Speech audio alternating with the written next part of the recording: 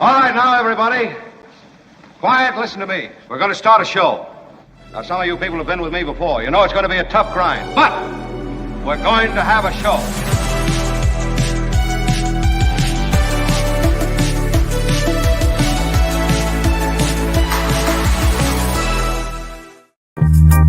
What up, everybody? Good morning. I know it's rainy, it's wet. If you're in the Bay Area, the last little blips and blurbs are out there, right? The last little bit of it. But it's a level 2 storm, everyone. And so we talked about it yesterday with Spencer Christian. Check out Good Morning from Nancy. What up, Nancy? I don't know what that is. Where are my actual good mornings? Oh, my God. I blame you, John. Whoever is producing this thing has no John. idea what they're doing. It's not too early to blame John for Wow, problems. it's starting already. Yeah, exactly. Good morning. Morning. Good morning, John. Morning. Good morning, Kim. Morning. Kim has a very nice living room that she's sporting today. Debbie, the tropics. Calvin, Nick. What is the no glasses? No, I would just take the glass. If I don't want to read anything, I don't need the glasses. Morning. But anyway, good morning, everyone. Morning. Good morning. Good Reading's morning. really not the American way. Yes, it's true. Reading is really overrated. The yoga room is here. Come on, yoga room. Morning. Shout out to the yoga room, everybody. Yeah. The yoga room says this. You can text into the chat right now. Why if don't you want just to. text it? Yes. FYI, Elon Musk met with Tim Cook yesterday at Apple. He was tweeting outside my hubby's office. Wow, that is a cool brag, I have to say. It was notable that what Musk said after that meeting, and then we'll move on. I hadn't really planned to talk about it, but just because you've referenced it. What Musk said was that Cook had told him that Apple had no intention of taking Twitter out of the App Store, and that actually was never even discussed. That was the controversy, right? That Twitter was going to be dropped from the App Store. But I think it's notable that small businesses that are trying to get into the App Store, they can't get a meeting with Tim Cook. You know, it's a classic. It's the American way, and frankly, it's the way all around the world. The rich and powerful, they meet and they get meetings, and they are able to affect change and avert change. In this case, for Musk. Musk has got his hands full with this. Twitter is swamped with all kinds of issues. All the people who could possibly help with those issues. I'm talking about engineers. I'm talking about moderators. They're all gone. He's fired them all. And Michael Hiltzik has an article about how Musk is really muscular in the right wing sort of assertions that he's allowing Twitter to be Muscular, I see what you did there. Muscular, you see, that was that. Anyway, that's it. We'll talk. Michael Hiltzik joins next week, the Pulitzer Prize winner, so you can talk more about that. Anyway, didn't mean to get off on that. I was in the middle of my good mornings. Good morning. Drops are loud today, says Eric. Hey, your drops are loud, buddy. So Sayonara, sucker. I know. The early on, the levels are a little bit. They all just kind of seek their own.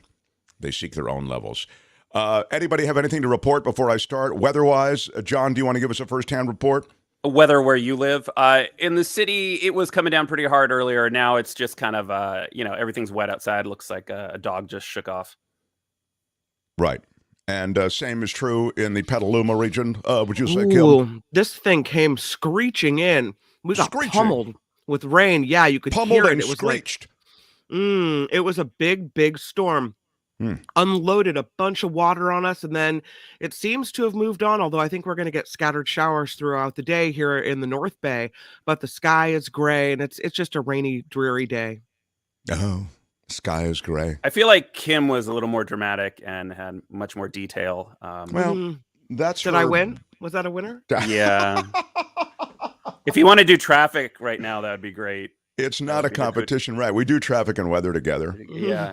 Yeah. Do you want to do traffic and weather together? No. No, I don't want to do that. I mean, if I must, but I really don't want to. Would you go work at KCBS if they offered a job to you at KCBS? Is that, you mean after the Mark Thompson show goes belly up? Yes, exactly. Oh, then it's a Is she possibility. is she under oath at this point? But my full-time commitment is to the Mark Thompson show and the Nikki Maduro show. But thank you. If the fine people at Money, KCBS money. came a knocking, I might say traffic and weather together. Yes, Why, it sounds great. sure. Right, I was just saying. Who is having that conversation? Well, they're Why not not? having it yet, but they might have it.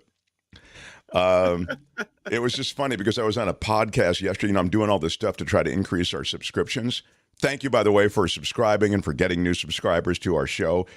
We want to get to 10,000, to be honest. I know that seems incredible, like to get to 10,000, but 6,000 seemed incredible to me, and now we're, I think, 6,700. And just to give you a sense, let me just say something to everybody. You're so supportive, all of our regular viewers, and even if you're just passing through, I'll always be honest with you about what's happening with the show, and I'll always be honest with you about our goals and how it's evolving. As best I'm able, we'll try to sort of show our work. So we're evolving into the new year. I want to increase subscriptions, and I want to plan a couple of really big, cool, fun things for those of us who have been with us on this ride. So look for what I think will be some really fun stuff in the new year. And I'm not just doing this as a hobby. And so this brings me to what I was talking about last night. And this is kind of, you made me think of it, Kim. And then I want to get into law and disorder. I've got an interesting story about the Golden Gate Bridge suicide situation. And we have quite the show today. So he was asking me, the host of this podcast, and again, I went on to try to increase subscriptions a little bit. The fact is, he said, Mark, you're a blah, blah, blah, and you're going to get offers to do other things. Would you leave the show to take a full-time talk show job at another radio station or whatever? And I told him, this ain't a hobby to me, man. I'm working way too hard. I haven't worked this hard in a long time. I'm worried about stuff that I didn't even know existed. I'm dealing with YouTube. John and I are dealing with still tax weirdness with and it's not like a tax problem. Otherwise, you could just call Steve Moskowitz. It's that they're not getting certain forms that they have to get. It's crazy. That's a little thing. But I'm saying all these little things and big things, doing the show and what goes into the show and what we can use and copyright adjustments and all these sorts of things. I'm working way too hard for this. You were used to walking in with your robe. That's right. Your coffee. That's right. I was. To the microphone. Yeah. Yeah. As long as I knew, it's a little like weather. People wonder, people when I did weather, I was thinking about this because we talked to Spencer Christian yesterday. You should watch that. If you missed it yesterday, we had a really good talk with Spencer, and I talked about losing the gig at GMA, and I talked about coming to the Bay Area and his gambling issues. And we really had a great conversation. He's just a terrific guy and a friend of the show. And anyway, we were talking about the fact that, he's a very likable person. So he came into the local coming from the network, and he was very likable, didn't really run into any sort of personnel issues because he's so likable. And I had kind of that same aspect. I was a likable person. But my big thing with that was, I was a weather guy. Of course I'm likable. My job is easy.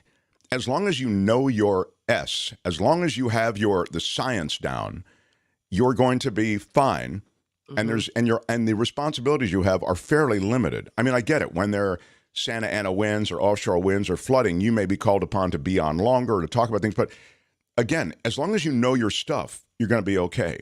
That was the situation at KGO. I felt, look, as long as I know my stuff, then this is very straightforward what I need to do. I want to create a vibe. I want to create an energy. I want to, so all I have to do is come up with like different segments and different franchises. Which and you're not just likable, you're also humble. Yeah, well, do you know who I am? Do you know who I am? I'm kind of a big deal. So, yeah, let's talk more about my likability if we could. So, the point I'm making is the gig was easy, in a sense, at KGO. John is not wrong. This is not easy. Because the show, I wish I could just worry about the show, but I can't. So anyway, to wrap up, we've got great things planned ahead. And I told him last night on this podcast, no, I'm not leaving this gig. But yeah, there can be a bunch of external events that might, bump it, make it impossible to do it.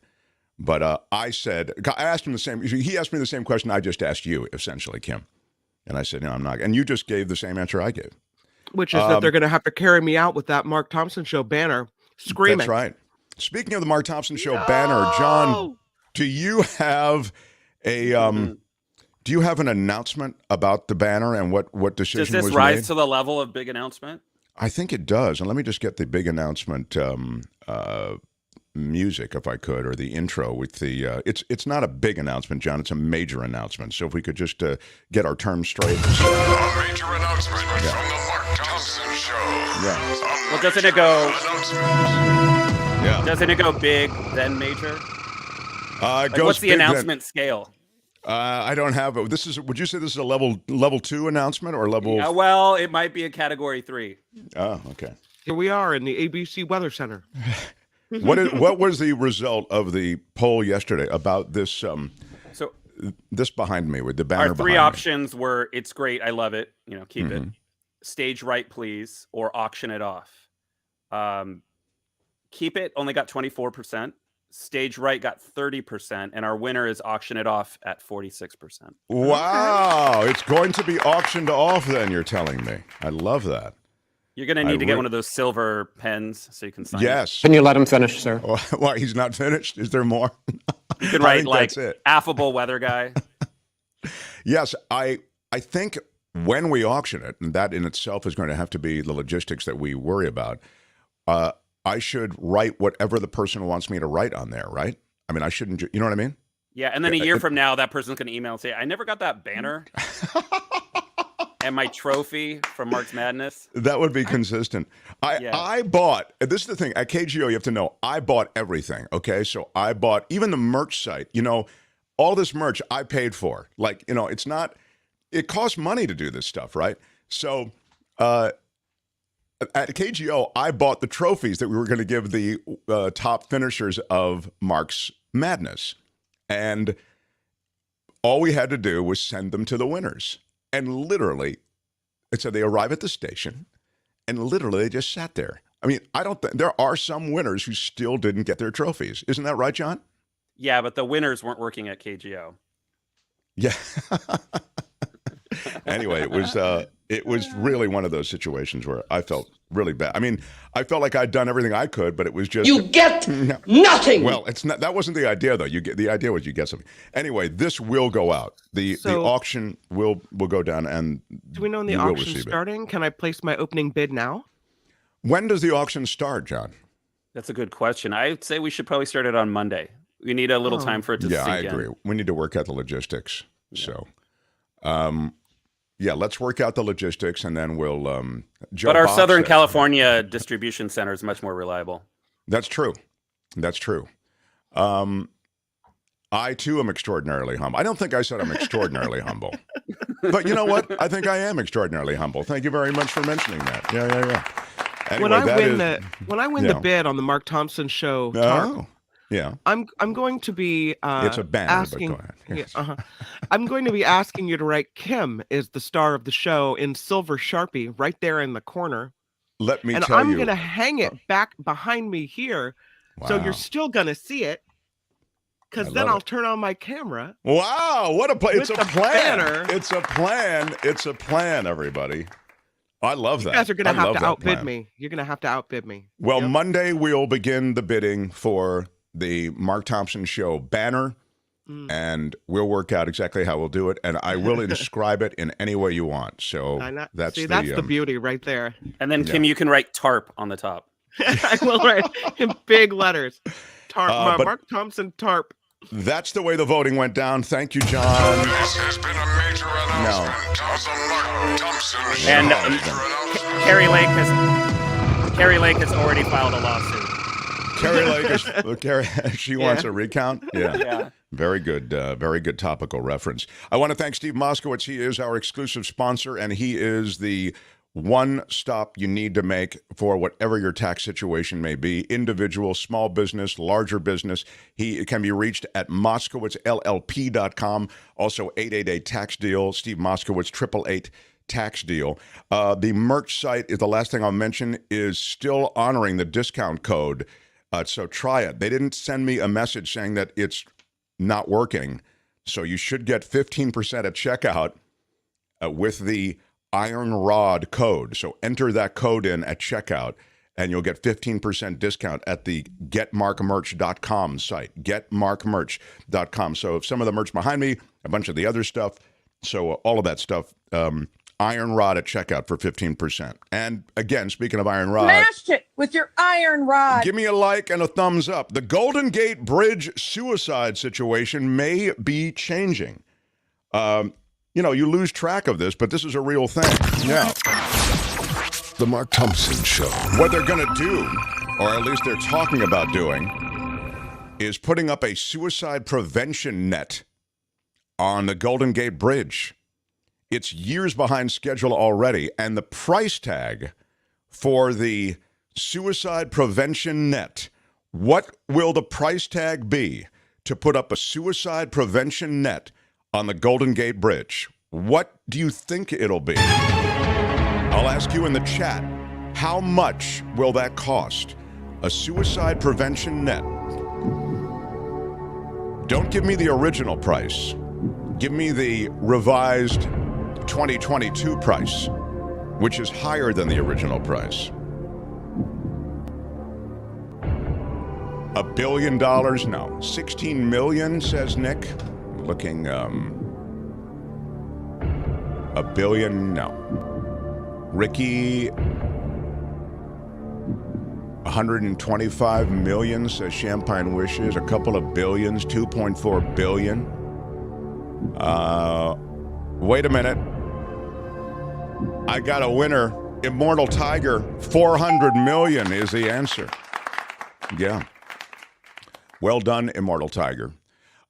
400 million, more than double the original price because of problems associated with the government agency that manages the Golden Gate Bridge. At least that's what contractors are saying. That's why it's more expensive. But Shimmick Construction Company and Danny's Construction Company say that changes to and flaws in the government's design of the net, and also because of deterioration on the bridge that they didn't know about. Essentially, they're saying there was lack of transparency in that regard.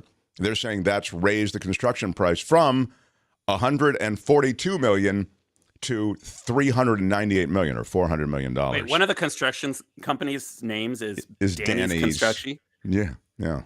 That doesn't really sound credible. I might have taken a longer meeting on the name, but yeah. I don't know. Again, he got the project. I assume it's Danny who's heading it up. Everybody knows Danny. He does good work. Hey, I need a suicide barrier. Do you know anybody? Yeah, I know a guy on Craigslist. Right. Danny. He started a construction company. Where did you get him? Off Craigslist? Exactly. Yeah. It does have a Craigslist feel. I mean, no offense, Danny. Right. The project is aiming to add a 20-foot wide stainless steel mesh net on both sides of the entire bridge. Well, stainless steel, that's where they get you. Yeah, that's your cost. It'll replace the maintenance platforms used by the bridge workers that I guess those maintenance platforms have been there since the 50s. So they started this in 2018. You may have seen work done on the Golden Gate Bridge back then. Set to be completed by January 2021, but it's been delayed. But because of the new demands for money, there may be additional delays. Shimmick Construction Company and Danny's Construction Company, they formed a joint venture to handle this project. They were sued last year by a subcontractor, Vigor Works, LLC. They claimed they're owed millions of dollars. The joint venture countersued, and they filed this week a motion that asked the judge to allow them to also sue the Golden Gate Bridge and the Transportation District. And, in other words, the administrative agencies who are handling the Golden Gate Bridge. So this is going to go into court, and feel free to commit suicide off the Golden Gate Bridge for a while. I don't think that those nets are going to go in for a while. Yeah. You know what it means for me? I mean, I'm sorry for all the people who have chosen poorly, but it means higher tolls because here it comes. Golden Gate Bridge Transportation District. The minute they have a reason to charge you more, they will. Well, that was my first thought. So we're paying basically almost $10 every time we cross, Kim. Yeah. And they haven't done the maintenance on the maintenance platforms. Shocking. So you need like thousands of dollars, within minutes of toll crossings, right? And you're not spending it on what it should be spent on. Surprising. I'm shocked. Yeah. On the chat line, in the chat on YouTube, you can throw in your comments. You can also throw your comments after the show's over. So those of you watching in replay, we see those comments too. Joe Box says... Joe Box and Little Anthony. Not the popular idea, but I would put an on-site crisis manager along with a fast-track line for those intent on jumping. Yeah. You see the little phone boxes all along the walkway saying if you're having a crisis, pick up the phone and call us. And they monitor the bridge with cameras. And there are crisis counselors that work for the CHP in the bridge district, and they come out in their little cart and they talk you down. Yeah, but I mean, still a certain number of people jump every year. They can't get to everybody, right? No. A friend of mine tried to kill himself, jumped off the Brooklyn Bridge. And I'll tell you, first of all, it's a wild story that I will shorten incredibly, but I'll give you all the real important stuff. He was, of course, depressed, blah, blah, blah. Got off his meds. He was on meds. He got off them. He went out to the Brooklyn Bridge, and in the middle of the span, he jumped. And I asked him, when did you feel like, and did you feel as though you made a mistake? And he said, the minute I stepped off the bridge, I thought, oh my God, I don't want to do this. So he hit the water, and this is the wild part. First of all, he broke his back, I think, in a bunch of places. He broke a bunch of bones, and his back, I know, shattered in several different places. But he was still alive, obviously. He said, it wasn't the jump that almost killed me. It was this.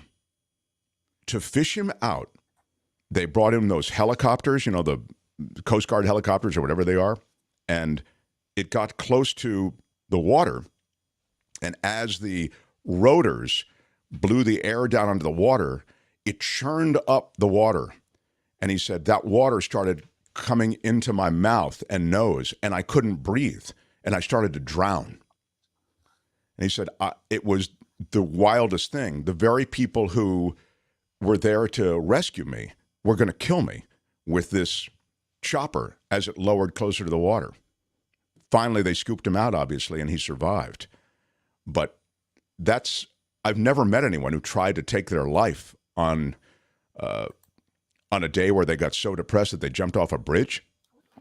And that's the story of the guy who jumped off now he's fine, of course, but it's that moment. Yeah. This whole conversation makes my body clench. And the reason is because when you start in news and traffic in the Bay Area, they tell you, don't ever mention jumping off the Golden Gate Bridge. If you got a jumper backing up traffic, you never say it. You call it police activity. You never talk about it. Why? Because supposedly, the minute you say it, it creates this rash of copycats, or people start thinking about it, or whatever else. So I just want to throw out there, since we've been talking about it, that if you're having stress, which many people do during the holidays, you're not alone. And you can call the National Suicide Prevention Hotline. I was looking for the number. They have a couple here. One is 1-800-273-TALK. It's the National Suicide Prevention Lifeline, 1-800-273-TALK. They also say you can call 988 now, which I was not aware of. Yeah, that's the new number. Yeah, that's the new number. 988. So anyway, just wanted to throw that out there. No, it's important. I'm glad you did. And the truth is the holidays bring about a lot of despondency and loneliness and all that. Despondency is a dang word, by the way. But it's a tough time. It can be. I also think, and let me just make this point. I'll probably make this point again because I always feel for people who are alone during the holidays, not because you should feel for them, because it's great to be alone. Let me tell you, Courtney's in Miami at this Art Basel. It's great. I haven't done anything. Like, I'm not running around like this is like a Bud Light commercial with girls pouring in the front door and the pool filled and people, doing cannonballs. No, it's just me hanging out, but I like just living by myself. There you go. I'm not saying I want to always live by myself, but sure. But maybe I do. Okay. I'm just saying. Oh, no. Yeah. But anyway, my point is there's a freedom that comes with being, you don't have to attend something. You don't have to worry about how you look. There are plenty. That's right. There are plenty. Yes, you can. There are plenty of community events that are associated with celebrations, if that's your jam. But if it's and not we're your here jam, for you. Yeah, exactly. And we are here for you here, of course, on the show. Yeah. Anyway. Oh, here's interesting. Gil says that there's a bridge documentary called The Bridge. Dark but interesting documentary on the Golden Gate Bridge. Thanks, Gil. We'll check it out. But that's the reality. Yeah. I also have some news out of COVID land. Yeah. If you're feeling too up, like you're not the kind of person who's depressed particularly, I'll bum you out here in a second. Yeah. The Mark Thompson Show. The winter COVID surge. Health experts in the Bay Area offering new advice on how to protect yourself and others, including whether it's time to put on your masks when you're out in public. The BQ and XBB subvariants have an alarming, anybody? Antibody evasion component. Oh, come The on. emerging coronavirus subvariants have additional spike mutations that may help evade immunity. This sounds like a really twisted Apple announcement, like the new features on the COVID XBB include. No, yeah, and it is not different because it's the spike protein. It's like it's an additional spike or something. It allows it to get through. Yeah, like the three cameras. Yeah. Right. Exactly. It's like the Apple 3 cameras. Hospitalizations are growing nationwide post-Thanksgiving. New admission of patients with confirmed COVID-19 in the U.S. have increased substantially since the Thanksgiving weekend, a 20% jump among older adults compared to the week prior. The overall 7-day average of new daily admissions for all age groups is it's over 4,000, 4,126. And I don't like to get too much into the numbers because it just bogs us all down. But the number of new daily confirmed COVID-19 hospital admissions is likely to increase, is the point. And, I mean, this is a scary period, and it's this BQ and XBB subvariants that have made the news. So here is the bottom line on this, and then I want to go to Kim's news. But we have big law and order, and I'm talking about Stuart Rhodes and that whole Oath Keepers jam. I'll get to that. But the emerging coronavirus Omicron BQ and XBB subvariants, okay, those are the ones that are coming now. They're rapidly expanding in the U.S. They have additional spike mutations, this is what we were talking about, that may give them altered antibody evasion properties.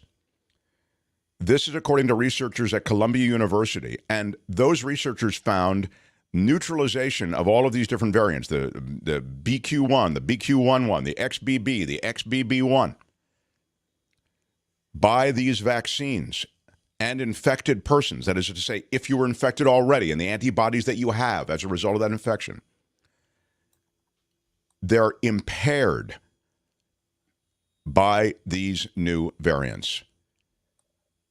So even, and they mentioned this specifically in the study, even if you got the updated bivalent booster shot, as I did just 2 weeks ago, it is impaired when it comes to fighting these new variants that appear to be both emerging and likely headed to dominance because they're antibody evasive. So the other thing I'll mention, it just to completely finish the triple crown of bumming you out, the monoclonal antibodies that are often used in the treatment of COVID, they are not effective, it doesn't seem, in neutralizing this new series of variants.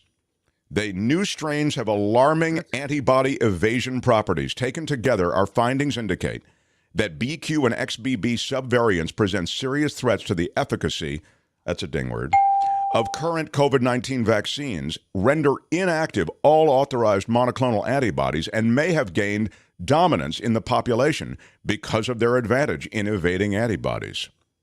So well, Merry BS. Christmas, everybody. Yeah, that's great. Have a great holiday. Yeah, mask up or don't. Doesn't matter. The gift that keeps on giving. Wow, that's your latest. I mean, I wish I could just give you good news. I do have good news about nailing these Oath Keepers are, they are bad dudes.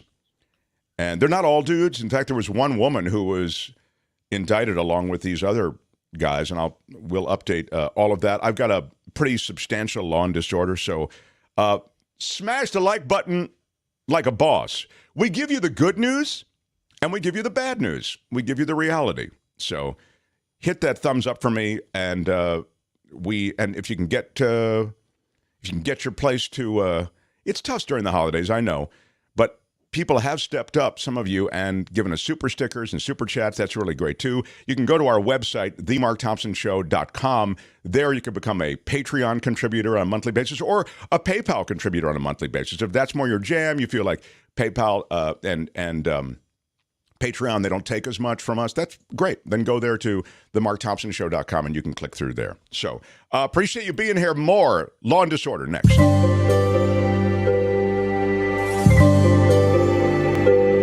The Mark Thompson Show.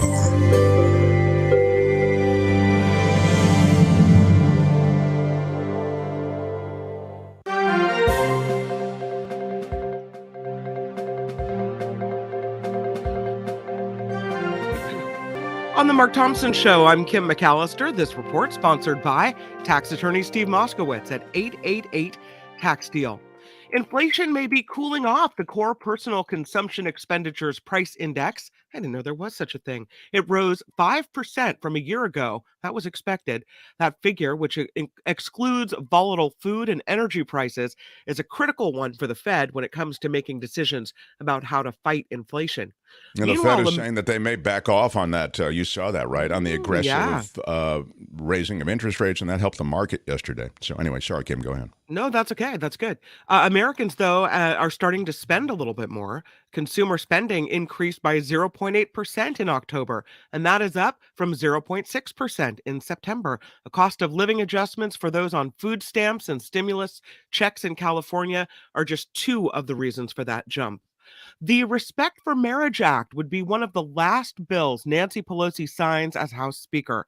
The House set to vote on the bill to codify the right to same-sex marriage after it passed the Senate earlier this week. The California Democrat called the bill a great step forward as the measure passed with bipartisan support from senators.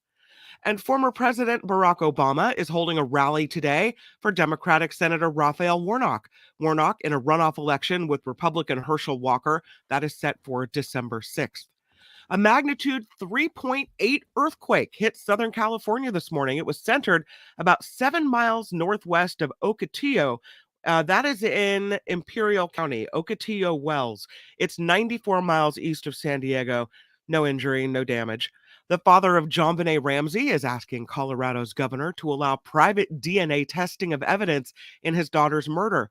This story from Fox News, they recently published a letter that John Ramsey wrote to Governor Jared Polis, in which he asked for a face-to-face meeting to discuss possible intervention into the investigation into his 6-year-old daughter's death. JonBenet Ramsey was found dead in her family home in Boulder in 1996. Not sure if you saw this story. There's another Bay Area company tightening its belt. DoorDash this time, laying off 1,250 employees, 300 of those cuts happening at the company's San Francisco headquarters. The food delivery giant CEO says the company grew its workforce faster than it could cover the costs of that rapid growth. And as Mark mentioned, Apple and Twitter seem to be on better terms now. Elon Musk went to Apple's headquarters in Cupertino to meet with CEO Tim Cook. He tweeted out, the meeting went pretty well, with Cook assuring him Apple never considered pulling Twitter from the App Store. Musk, though, did not reveal any discussions about Apple's 30% platform fee.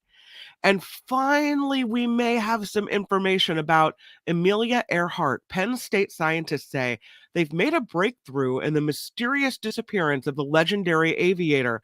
Earhart and her navigator disappeared without a trace over the Pacific Ocean in 1937 during her attempt to become the first woman to fly around the world.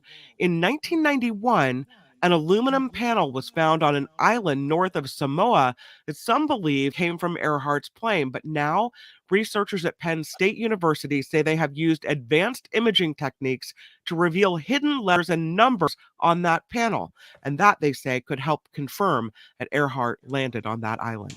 Oh, I thought an alien abduction theory was not. So I thought that's what you're going to tell me. Didn't work out. No. Okay. No. All right. Look, everybody's got their theory. All right. Okay. Yeah.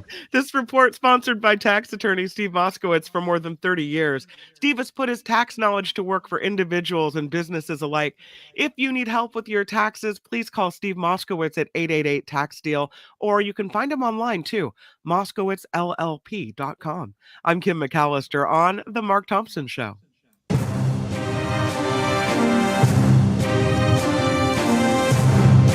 Mark Thompson Show. Who's Mark Thompson? Well, thank you very much for that smattering of recorded applause. I am delighted, honored to welcome into our midst the guy who keeps the lights on for us. I was talking about him in the first half hour as the place you should go for any number of tax needs that you might have. He's Steve Moskowitz, everybody. How about it for him? Yeah. Steve, good to see you, sir. Kim, of course, mentioned that we are, sponsored by your office, and your office handles not only things related to Californians and Bay Area tax needs, but also across the country and across the world. Absolutely, and there's so much we can do, and we do so many different things. And it's just that I've been so excited about the ERC, and just before I called your show, I talked with a brand new client, and he told me that his CPA turned him down. And remember, I told you there's two tests, yes, the easy test and the test you have to do some work on. And folks, not everybody qualifies for ERC, and some people get more than others, and there's a huge range in the number you may get. But Mark, this guy is entitled to about $1.5 million.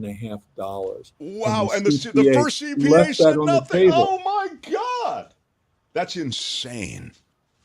Oh, that's crazy. That's what the client said. Why are you yelling? Isn't that malpractice? Yeah. Well, again, the problem is there's two different ways to qualify. One way is real easy. It's just a mathematical formula, a certain drop in gross revenue. But so many CPAs, and I've talked to CPAs who say, well, that's all they do. Because the other one is a facts and circumstances test. And sometimes with the clients, we even have to have multiple meetings with them to get enough information to determine they qualify or not. And it's really a lot more work for the professional to figure it out. I don't care about how much work we have to do. I only care about the result for the client. And this guy, I'm telling you, Mark, it was right before I called in.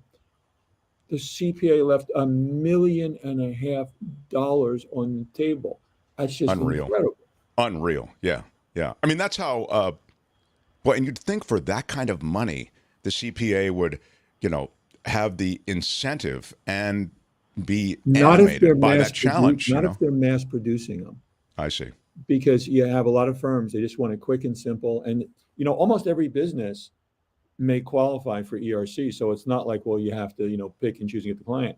Almost everybody winds up, as a potentially qualifying. So he's doing a volume business, that volume CPA business. Probably. Yeah. And they just want to, quick in and out. And it's just incredible. They don't want to take the time and the effort. But this guy, $1.5 million, it just boggles me. Right before I called you. That's welcome to my world. I love it. I mean, I love it, and that's what we're talking about. And the thing we talk about ERC is that it's government money. Who doesn't want that check? I mean, that check you talk about, even the small checks are, small in your world. Obviously, $1 million, small relative to $1 million could be, still tens of thousands of dollars. But even the smaller checks, hey, man, that's found money, and it's out there. Call Steve at 888-TAX-DEAL to find out. You may qualify. As a sole proprietor, you may qualify. 888-TAX-DEAL, 888-TAX-DEAL. You can also reach Steve online, of course, MoskowitzLLP.com. It's MoskowitzLLP.com. It's Moskowitz, Moskowitz, LLP.com, MoskowitzLLP.com. I saw the new kind of commercials we may roll in at times, Steve, here they're kind of cool. I like it. They're little tax tips that you do, kind of like almost like a tax capsule, That's how I started in broadcasting, Mark, where a station, not Station X, a different station, somehow heard about me, and they asked me to come on to do 1-minute tape tax tips, and I did that, and then they liked what I did, so they actually wound up offering my own show. I was the host of my own show, a 2-hour show, and I did that, and then somebody on TV, somebody from Fox TV saw me. So when you were at Fox in LA, I was on Fox here in the Bay Area, and then when I left there, I was at NBC for 10 years, and that's how it started. So, and I'm excited. It's no wonder then that you're lit. It's no wonder you're lit better than I am then, because you're a veteran. I realize that now. You're a veteran of the TV media world. But all kidding aside, it really is going to be fun. Yeah, I love the fact that these tax tips are little 60-second capsules, and we'll start running them on the air. So looking forward to that. And we'll talk soon, pal. Maybe next hour. Looking forward to it. Okay, Steve Moskowitz, everybody. The Mark Thompson Show. Shout outs are in order, are they not, John? Where are my shout outs? Where are my Here they come. Are you ready? Here they come. I'm ready. Andreas Musuras is, Mark, have a great day. Happy holidays, $20. I want to give you a big Dan Ashley shout out. Big shout out. And one of the reasons I love you, Andreas, is that you're supportive. You were jumping on the stream before we even went on. You made your donation today. I mean, we haven't yet created the Donors Hall of Fame, but when we do, I would say Andreas is a favorite to make it. And Andreas isn't done. Here it comes. What? Andreas, another $20? Wait a minute. Wow, Wait a minute. I'm not gonna cry. I'm not gonna cry, but I'm not gonna cry. Wait, it's not over. You're kidding. What? Are you ready? $20 keep Mark alive, don't I'm not gonna cry. I want to give you a big Dan Ashley shout out. Big shout out. I'm going to give you. Thank you so much. Thank you so much. I want to give you a British thank you. Thank you so much. Then I'm going to give you a Will Smith thank you. Thank you very much. And I'm going to give you a thank you. Thank you. That is Wait, it's my not fault. over. It's not what? Over. You ready? Yes. Andreas. Well, another 20. This is insane. I'm not going to cry. I'm not going to cry. I'm close to it, though. Keep Mark, he says. I'm not going to cry, but I am close. I'm not going to cry. I'm going to give you another. This is very unorthodox. Another thank you. Thank you. That's really, somewhat unprecedented. Andreas. Thank you, Andreas. Thank you so much, man. It's really, really cool. Sharon Kidd, $49.99. Happy Thursday. Love your show. Even on the replay. I love the replay when I can't be here live with you. Sharon, that is my number, $49.99. It gets me close to tears. I'm not going to cry. It does get me close, though, Kim. I don't know what to do. I'm on the verge. I'm not going to cry. You need a little tissue or something? Okay. I'm going to be okay, but it's tough. That's really great. Thank you. In all seriousness, I very much appreciate it. Luis, $19.99. Please add this contribution to Kim's banner bid. Nice. I like the Kim is the star Sharpie idea. Hope she will be turning that camera on and displaying the tarp. Banner. Right on, Luis. Yeah. Big shout out, Luis. Big shout out. Yeah, there you go. Thank you so much. Tracy Gatewood Jacquet. $19.99. Love the three names, by the way, and a big shout out to Tracy. Very like her cool, Mickey Tracy. ears. Thank you. Very nice. Yeah. Vilma, a regular viewer, listener, and donator. Vilma, thank you so much. I'm going to give you a thank you. Thank you. Really, really cool. And Mike Garcia in Oklahoma. Come on, Oklahoma. Shout out to Oklahoma. Oklahoma? I'll give you a big Dan Ashley shout out, Mike. Big shout out. Yeah. $4.99. Thank you, Mike. Mike, listening in Oklahoma, will send an email once in a while. So cool. You can send an email to themarkthompsonshow@gmail.com. I've received a lot of positive letters. Yeah. So you can do that when you want, if you got input. Now, John, I feel as though we should do some law and disorder, don't you think? Kim, are you good with that? Oh, yeah. Bring it on. All right, let's do it. Yeehaw. Here's some law and disorder. In the criminal justice system, the people, Pimps, addicts, thieves, bums, winos, girls who can't keep an address, and men who don't care. are represented by two separate yet equally important groups. A cop, a flatfoot, a bull, a dick, John Law, you're the fuzz, the heat, you're poison, you're trouble, you're bad news. These are their stories. I don't want to venture too far afield from this mega verdict in Washington, D.C. that came out of the January 6th Capitol Hill riots. This Stuart Rhodes, who's the founder of the Oath Keepers, that's that right-wing organization, of course, convicted of seditious conspiracy, and that's for attempting to overturn the 2020 presidential election results by organizing the January 6th Capitol Hill riots. So again, not just a participant, but an organizing character in all of that. He's a Texas native. He was found guilty. It's a rarely used Civil War era charge, which I was talking about with Kim yesterday. Yeah. And it's because it is so rare. There are the other Oath Keepers that were all charged, okay? Now, they were not all found guilty of the top charges that brought down both Rhodes and Meg, this guy who was the head of his, Meggs, I think is his last name, who's head of the Florida chapter of the Oath Keepers, Kelly Meggs. But all 5 defendants were found guilty of obstruction of an official proceeding, the certification of Biden's election victory by Congress. Rhodes and Meggs are the first people in nearly 30 years to be convicted of a seditious conspiracy charge, which calls for up to 20 years in prison. Now, he hasn't been sentenced yet. We'll see. Well, they're probably okay with Civil War era law.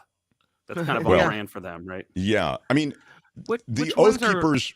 Yeah, I'm sorry. Go ahead. Well, which ones are the 2 that were convicted on the pictures that we're looking at?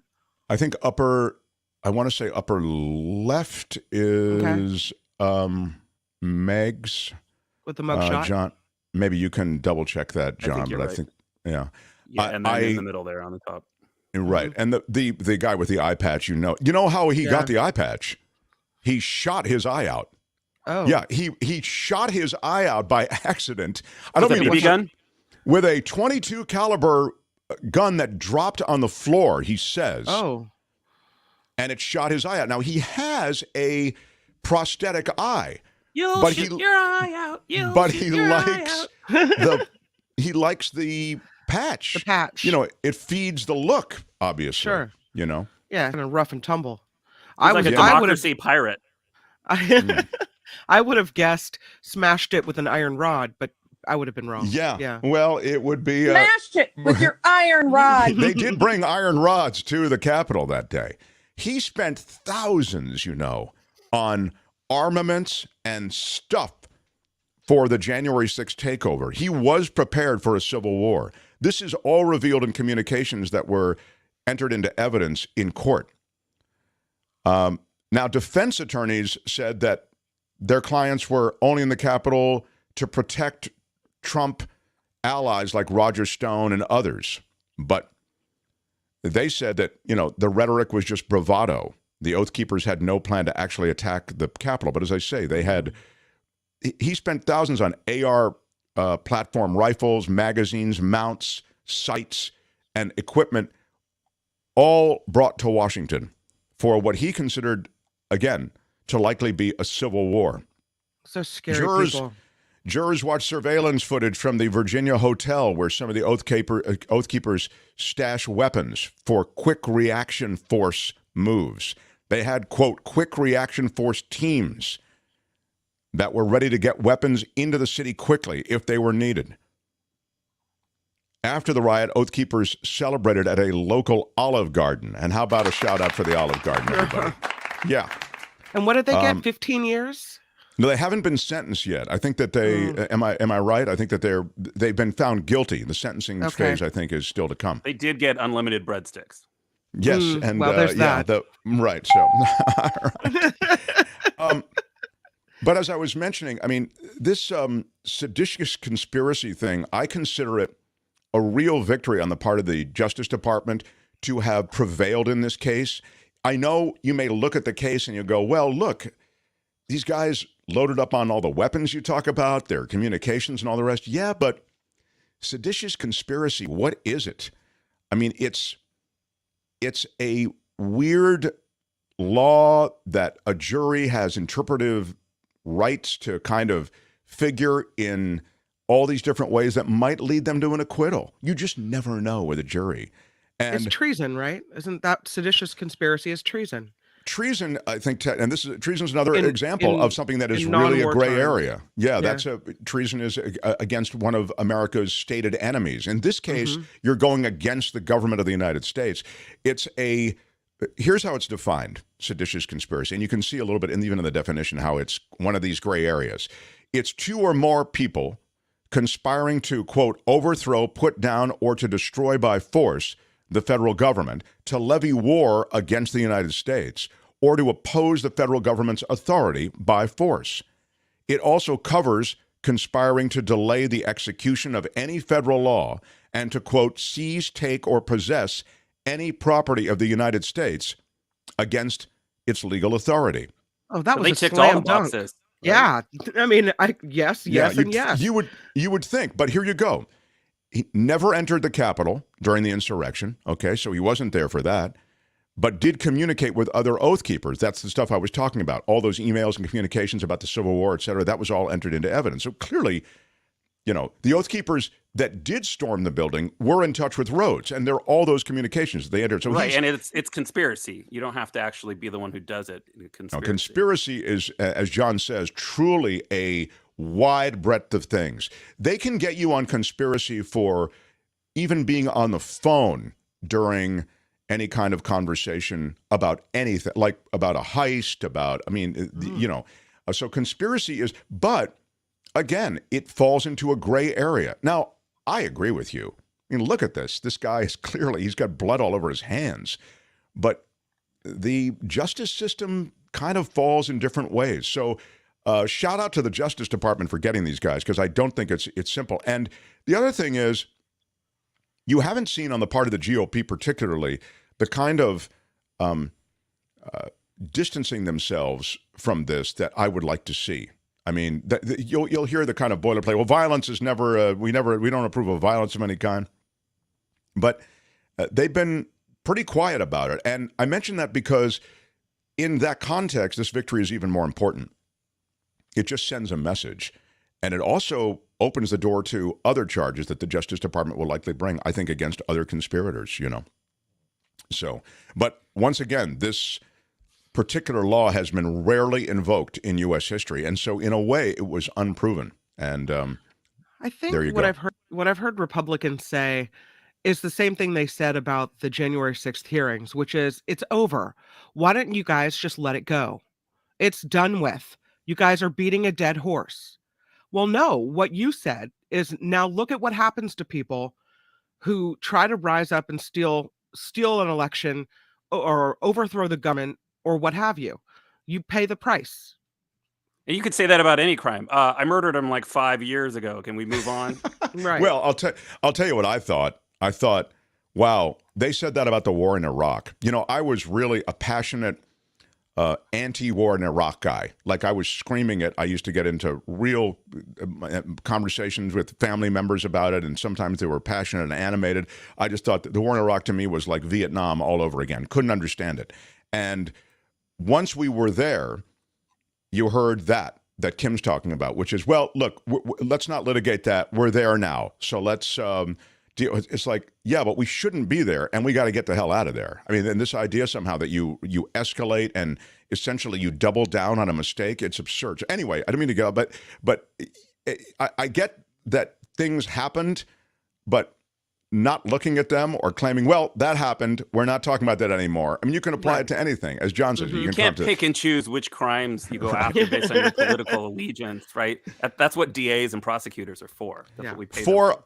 Four other Oath Keepers are going to go on trial of charges of seditious conspiracy next month. Members of the right-wing group, the Proud Boys, including the leader, Enrique Tarrio, are also due in court to face seditious conspiracy charges next month related to their organizing ahead of the insurrection. So this is another reason that these convictions are particularly good and are particularly relevant. And so that's the latest on that.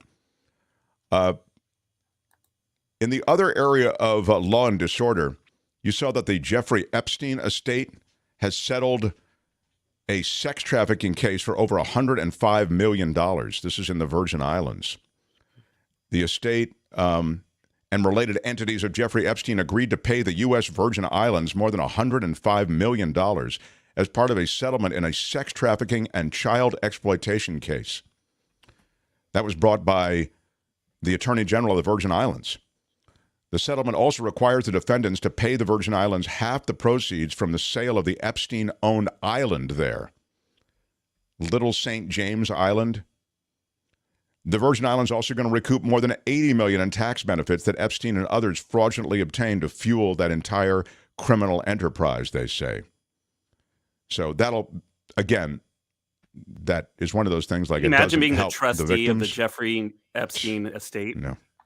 That's your full-time job. You would think that he's been dead for a while now and that his estate and assets would already have been distributed. It's interesting to me that there's still an estate with things left to be given out. Well, one of the reasons there's still an estate of things being given out is because of the ongoing legal processes. Right. So it was frozen. It's frozen. Right, right, exactly. Yeah. So, all these lawsuits came forward. Mark, he died a long time ago. Can we move on? Yeah, exactly. Yeah, come on. The owner of the Sunnyvale Airbnb where a man was killed is being sued by the state and the city. A massive house party at an Airbnb rental in Sunnyvale last August where two young people were shot, one fatally, would almost certainly not have happened if the owner had obeyed a city law requiring her presence at the home. This is all according to a new lawsuit by the state of California and the city of Sunnyvale. It's extremely unlikely, this is a quote, a massive advertised house party would have occurred at the subject property had the host actually been there. That's the quote in the suit. The state and city allege that Kay Zhu of Maryland appears to have bought the home solely to rent it out to temporary occupants. That's the Airbnb jam, as you know. And she broke Sunnyvale's law against short-term rentals where the host is not present at the property. She showed, quote, a complete and repeated disregard for the city's law. So the Santa Clara County Superior Court is suing alongside the state of California. At least 150 young people flocked to that Navarro Drive home after the party was advertised on social media. Gunfire killed Elania, 18 years old, wounded another person, a male Sunnyvale resident, 17, was arrested on suspicion of murder and attempted murder. Wow. Pretty brutal. This is the fourth shooting at an Airbnb party house in Northern California in less than 2 years. There was a bloodbath that killed 5 in Orinda on Halloween. That was in 2019. It's pretty sick. Anyway, the state of California is going after the owner of that Airbnb house for violating state and city law. And that is Law and Disorder for today. Tune in again next time for more Law and Disorder on The Mark Thompson Show. All right, that's it. Let's roll. Hey, let's be careful out there. Meantime, smash that like button like a boss. Come Smash on with it that with like. your iron rod. Hit me with a like, people. It's not going to kill you. It doesn't cost you anything. We'll do it live. I'll write it and we'll do it live. We'll do the next hour live, I've decided. Oh, we did this hour live too? Okay, well then that'll be even easier. We'll do the whole show live because we're already doing it live. thank you for being here. Thank you for the likes. Thank you for all the support as we slide into, is it Alexis December time to remember? What is the Lexus thing? It's Alexis December to remember. And December don't forget about remember. Toyotathon. Oh, yeah. Well, do the Toyotathon and the December to Remember happen at the same time? They can't, can they? I believe so. But then you don't get the bow with Toyota. With Lexus, you get that big bow in the driveway. Yeah, this and you is come out the with your time partner, of year. Right. Bring your espresso out. You know, I don't know how many of you, right. It's got to be great. You'll bring the coffee out and your significant other says, hey, I've got something I want to show you outside. And you go out and it's a new car. Yeah. I had it delivered at 5 a.m. in the morning. Right, no way you would have seen this. A new car! Right. It's hard to believe, but that's the way it goes. All right. Thanks for being here for the December to Remember. Mark Thompson Show. The Mark Thompson Show.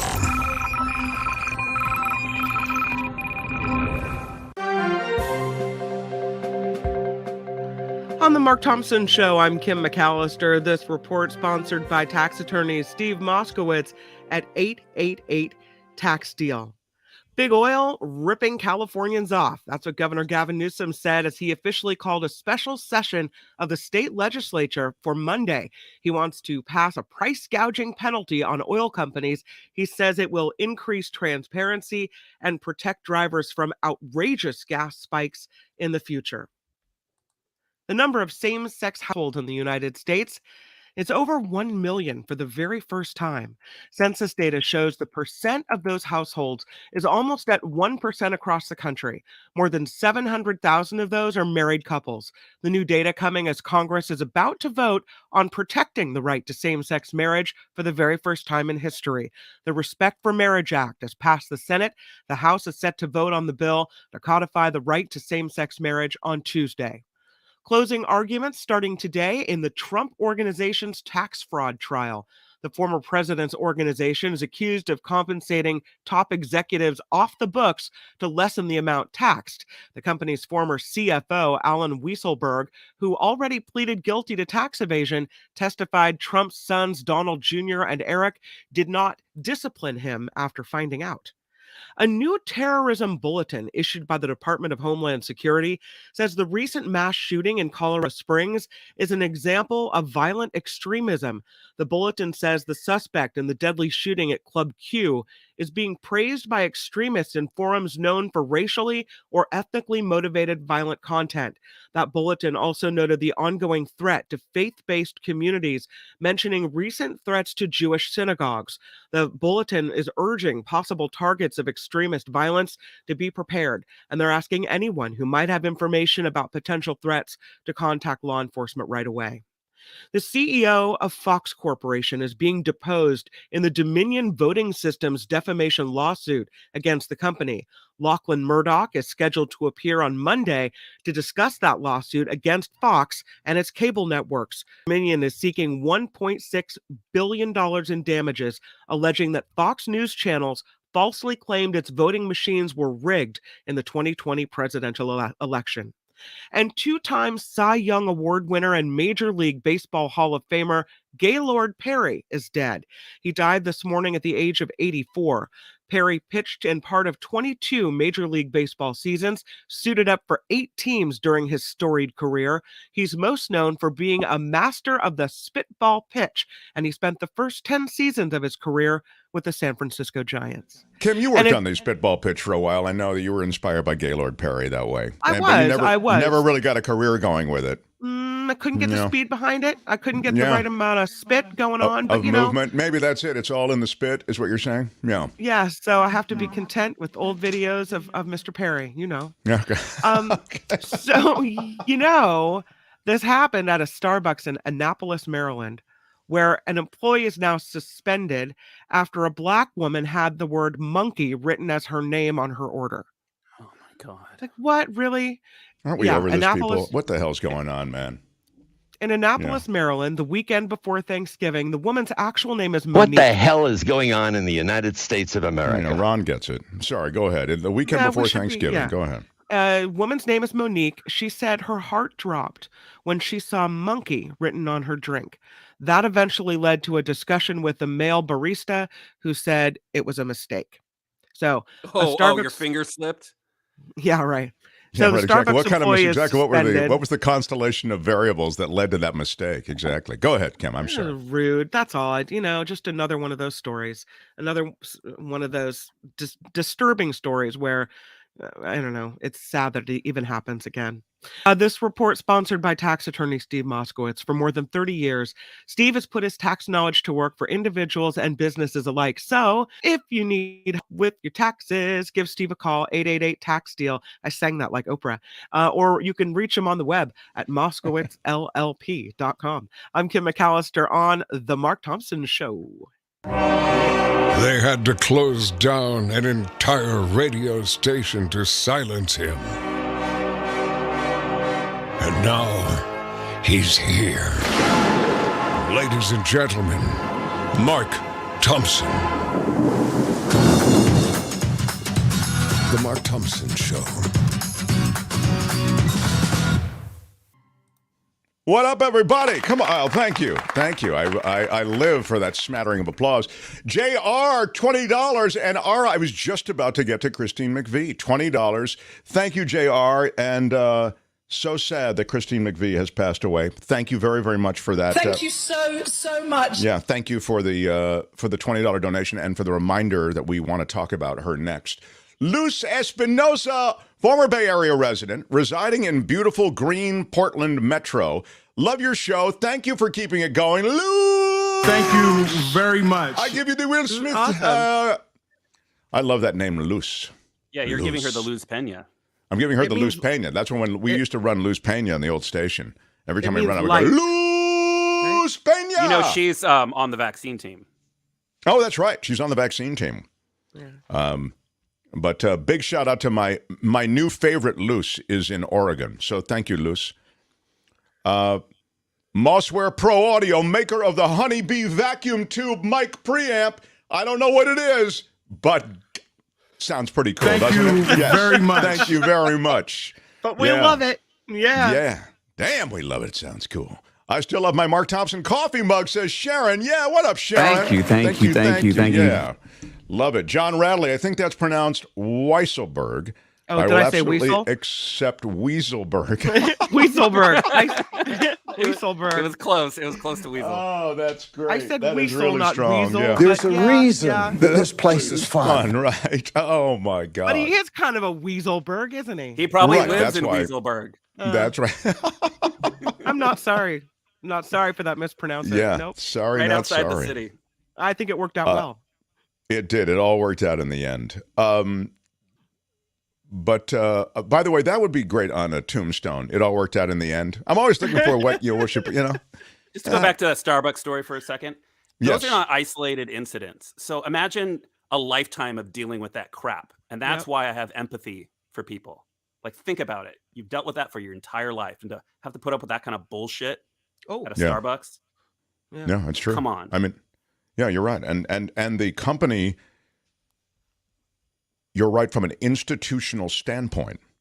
The company should come down on all of these different franchisees, and I believe a lot of them are owned by Starbucks, right?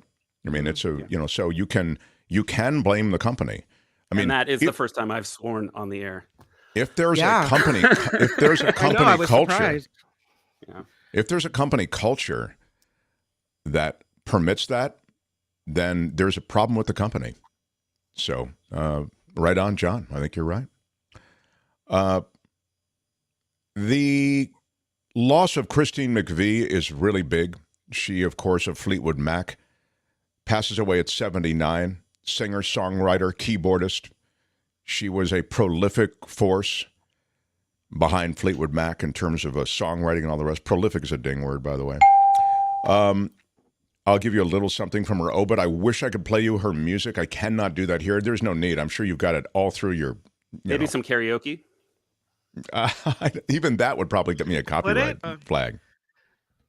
I mean, it's funny because the Fleetwood Mac Everywhere, that song Everywhere is right now in a commercial that runs all the time. You know what I'm talking about? And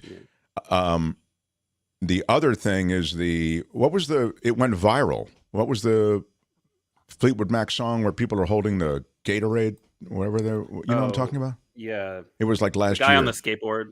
Right, the guy on the skateboard. That's also, I mean, so the music is ubiquitous. You know, the music is just everywhere, right? Ubiquitous is the dang word, right? So I don't need, I guess is what I'm trying to say, is I don't need to play some We know it. Yeah. montage of Fleetwood Mac songs. The song was Dreams. Dreams, exactly. Yeah. Off of the Rumors album. Is that what it was? Reading about her that she was kind of always swallowed up by, you know, the other people in the band as far as her notoriety, but that she's the real talent. She is the songwriter. You know, much of their success is because of her. Right. I think that's a really good point because Stevie Nicks got a lot of the attention but the writing, by the way, is where the money is. Okay. So she was well compensated, but it had to be difficult to see McVie eclipsed, you know, When You're McVie by Stevie Nicks, because Stevie Nicks is also somebody who is, you know, immensely talented. You've had to deal with situations like that, right? American I have. Idol. When I have, yeah, exactly. And when I have Spencer Christian on, I feel like, he got to let him have the limelight. You understand? I mean, I deal with it every day. Thank you, Kim, because yeah. I mean, do you know who I am? Yeah, exactly. Kind of a big deal. Well, okay. Anyway, let's get back. Somebody wants a tarp. That's right. Kim wants to buy the tarp in the auction. This is not the tarp. This is the banner. She calls it a tarp. We're auctioning it. If you missed it in the first hour, that's what we're doing. It was voted on by the audience. She wants it so she can burn it in a high-profile ceremony. No, not going to burn it. If you do burn it, stream it live. That's all I ask on our channel. Plastic. That would be bad for the environment. Belinda would have my head. Thank you. That's what I love about Kim. She's always thinking about the environment. McVie, she had told Rolling Stone that she was in quite bad health. That's a quote. And that she'd endured debilitating problems with her back, she said. In the 70s and 80s, McVie's commercial success hit a high point. The Greatest Hit anthology, released in 1988, sold more than 8 million copies. She either wrote or co-wrote half of its 16 tracks from the Greatest Hits album. Her tally doubled that of the next most prolific member of the band's trio of singer-songwriters, Stevie Nicks. The third most prolific, behind Christine McVie, Stevie Nicks, Lindsey Buckingham. The most popular songs Ms. McVie wrote favored bouncing beats, they said, and lively melodies. Say You Love Me, which made Billboard's top 10. You Make Loving Fun. Hold Me. Don't Stop. Don't Stop hit number 3. And she also connected with elegant ballads like Over My Head. Wow, that was her song too, man. God, these songs are just like so much apart. Yeah, right. Kim will do I'll do the medley. Yes. Yeah. Sorry, I can't help it. You say the song and I'm thinking, what is it? Oh, and then it just comes to me that I agree. You just have to make sure the karaoke is bad enough that the artificial intelligence won't pick up on it. Probably. I'm your girl. Say You Love Me, You Make Loving Fun, Hold Me, Don't Stop, Over My Head, Little Lies, all of those. Little Lies cracked the top 5. That was something I would expect to hear outside Magic Mountain at Disney. No, that's not. She was a brilliant performer and writer. Well, she probably benefited from the Stevie Nicks thing, because think about it. Paparazzi aren't going after you. You don't have all these people coming after you for an autograph when you just want to have your dinner. Maybe. So I think that's the plus, but I think the negative is that you are so much a part of the texture of America and of music, and somehow you're not recognized because there are other higher profile members of the band. I don't know how it landed with her, but just saying. I mean, look at, she wrote Songbird, which is this ballad, and it was brilliant. And again, although if I was famous, I wouldn't want to be that famous. I would want to be like a notch down. Yeah. That was their closing encore in concert. They would close with Songbird. In 2019, the band's leader, Mick Fleetwood, told New Musical Express that Songbird is the piece he wanted played at his funeral. To send me off fluttering, he said. Her lyrics all but captured the most intoxicating aspects of romance. and then just tremendous chemistry with her vocals and her nuanced range. Wow, really, really something. Christine McVie passes away, and dead at 79. Such a prolific special performer, you know. All right, we will move on, but that's a major loss. I want to check in with Moskowitz. We can do it right now on the Mark Thompson Show. The Mark Thompson Show. How about it for Steve Moskowitz, everybody? Come on. Hey, Steve Moskowitz. Hi, Mark. I was talking the last hour with you about just about the breadth of your business and your services. And then I think we talked a bit about ERC because that's the government money. But then you dropped this bomb, which was associated with another CPA who had dealt with a client and told them he wasn't eligible for this is just for people who missed it, for ERC. He goes to Steve, and Steve says, yo, you're not eligible under that, but under this other provision, you are eligible, and you get $1 million. It was just actually it was $1.5 million, but who's counting? The reason I brought that example up, it was just, well, first of all, it was literally right before I called in on my first hit on your show. But, we've talked about ERC a lot, but sometimes when you talk about things, it just feels cold and antiseptic. And, some lawyers on there talking about, well, $26,000 for this, you get that. But this is real life.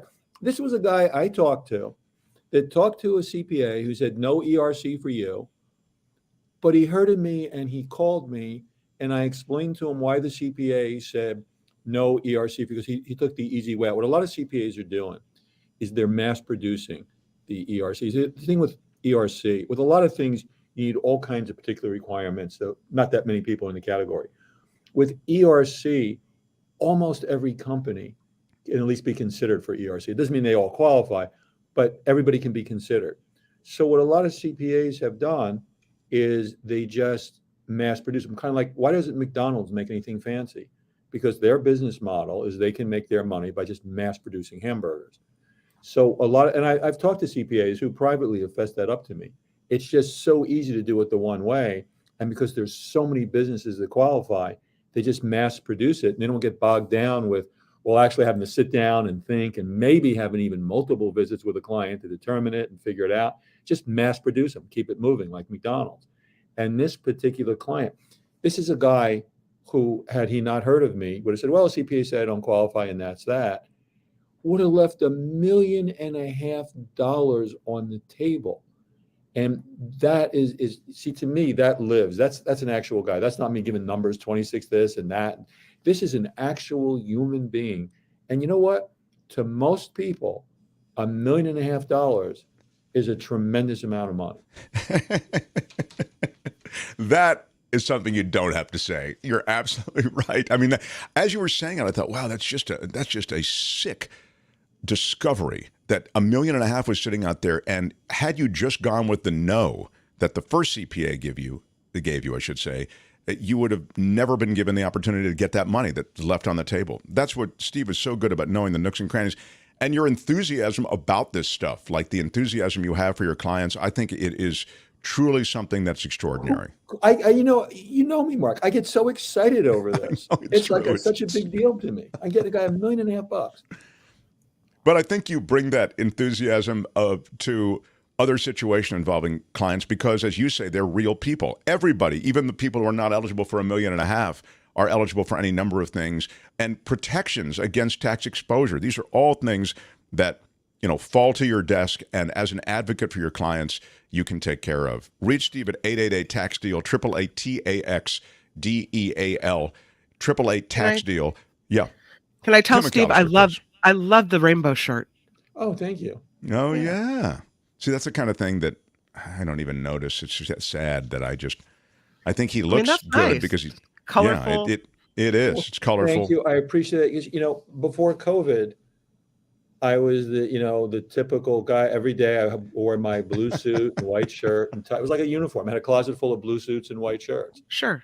And now I still wear that sometimes, but now it's sort of like it's a different situation. We're COVID has changed the way business is operating, and we've adapted to it.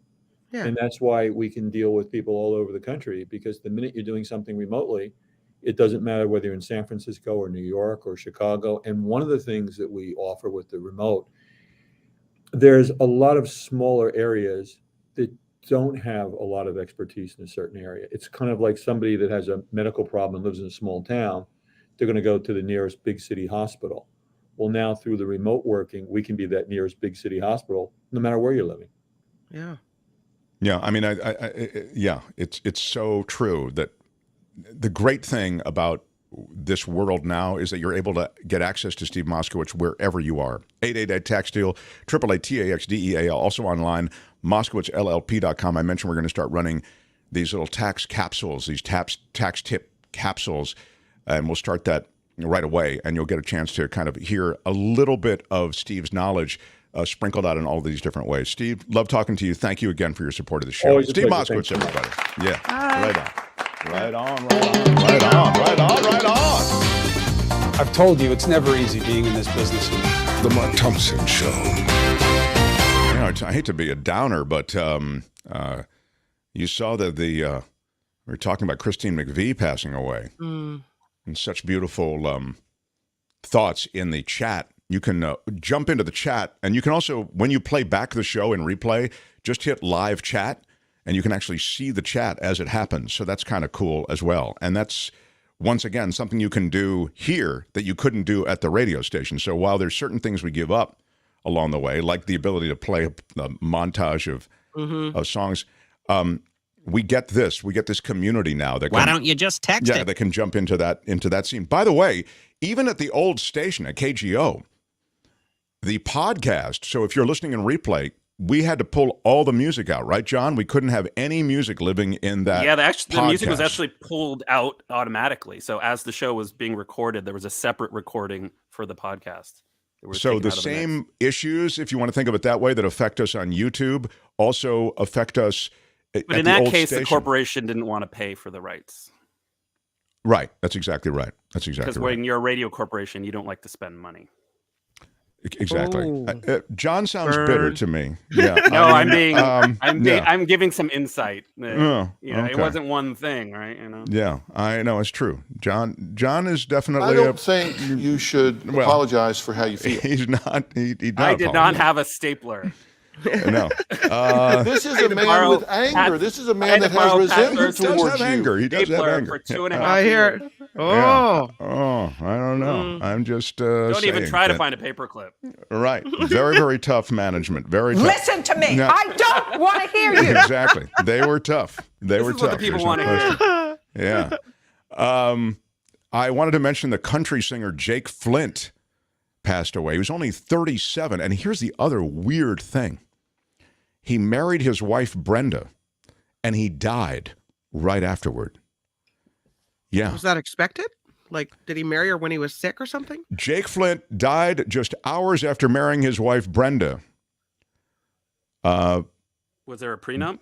Was an ambassador of the... How dare you, John? That's a... And this is their new host. No, he's really passed away.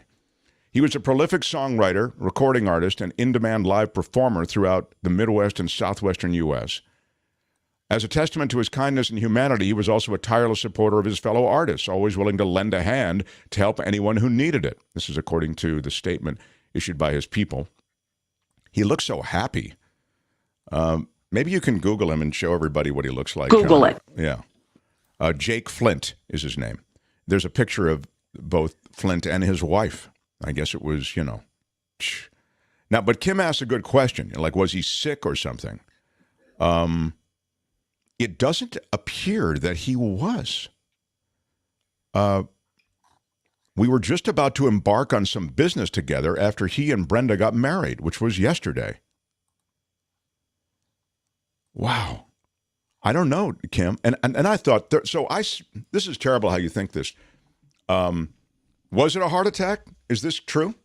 Oh, no, I'm sorry. That's a heart attack related to somebody. Everybody's got their stories now about friends of theirs who they were, died on their honeymoon. Here's Mackay.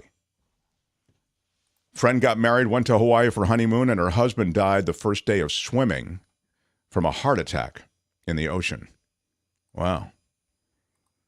I mean, I don't know if this is the guy, though. You can see, look at how happy he looks. And he doesn't look sick. How does this guy die? Jake Flint is his name. Yeah. Anyway, hours after he gets married, Jake Flint dies. Well, that's sad. Really, really sad. And they didn't list the cause of death? No. Kim, maybe you could turn the full powers of your investigative arm of the Mark Thompson News Organization. I think it will come out, but it hasn't yet. Yeah. Hiroshi Miyamura, the Medal of Honor recipient from years and years ago, has passed away. I say years and years ago. He was 97 years old. How about it for a life well led? Yeah. Born in 1925 in Gallup, New Mexico, joined the Army in 1945, part of a mostly Japanese-American infantry regiment. He was discharged from the Army shortly after Japan surrendered, but later enlisted in the U.S. Army Reserve. He returned to active duty after the Korean War began. He earned his Medal of Honor during a battle on April 24th, 1951. He was a machine gun squad leader with Company H, occupying a defensive position when the enemy threatened to overrun his position, says the statement. Aware of the imminent danger to his men, he engaged in close hand-to-hand combat, killing approximately 10 of the enemy before returning to the job of administering first aid to the wounded and directing the evacuation. Wow. He maintained his position during another assault, ordering the rest of his division to withdraw. He depleted his ammunition, then bayoneted his way through infiltrated enemy soldiers to a second gun position, covered his men as they continued their retreat there. Listen to this guy. Miyamura killed more than 50 enemy soldiers before his ammunition was again depleted, and he was severely wounded himself. Miyamura was still seen continuing to fight an overwhelming number of enemy soldiers before being captured by the enemy. He was captured. He was held as a prisoner of war for 2 years until August of 1953. It was decided that he would be awarded a Medal of Honor before he was released, but the news was kept quiet until after he was returned to the U.S. to ensure his safety. He got the award from President Dwight D. Eisenhower in the White House in 1953. He was the second to last living Korean War Medal of Honor recipient. There are 64 recipients alive today. But from the Korean War, he's the second to last. He was a badass. Anyway, 97 years old. I mean, I hate to tell stories of the horrors of war and bayoneting people and all this stuff, but that's what war is. It's pretty brutal. And this guy really did perform repeated acts of heroism. So Hiroshi Miyamura, Medal of Honor recipient, passes away at 97. I really want to get to one of the big stories, and then I will get to Susan Hussey. Did you put that in there, right, John? Yeah, it's straight out of the royalty scene in the UK. It's a funny story. Well, not a funny story, but it's a weird story. Yeah, it's a weird story. Okay. I want to start with another weird story, and then we'll get to that weird story. How am I on time? I've got Kim's news coming up. All right. How do you want to do this, John? Can I take a break and then I do it, or do you want to do it now? How do you want to do it? I mean, it's just whoever is producing this thing has no idea what they're doing. Yeah. So that she doesn't build up any more resentment, that whole TARP thing and being the star of the show. Oh, and Joe Box is keen to what I was trying to do, which is... Joe Box and Little Anthony. Joe Box says, let's see how Mark pivots to the meth head monks. That's exactly right. I will get to the meth head monks. I will do it after Kim's news as per... Great name for a band. Or maybe Meth Head Monks is a great name for a band. I like that. Ladies and gentlemen. Yeah. How about it for the Meth Head Monks? Smash it like a boss. Smash it with your iron rod. Smash the like button with your iron rod. And speaking of iron rod, if you go to getmarkmerch.com, you can get whatever merch you want there on the site. They still have the iron rod discount. They have not... I haven't checked the phone, but I'm pretty sure they haven't texted me. Hang on a second. Let me make sure that iron rod still works. enter Iron Rod at checkout. And they've not indicated that doesn't work. So Iron Rod at checkout gets you 15% off. That's at getmarkmerch.com. Meantime, do smash the like button and show us a little love. So the Meth Head Monks, much to do.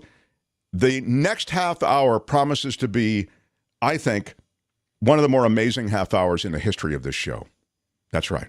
Mark Thompson Show. The Mark Thompson Show.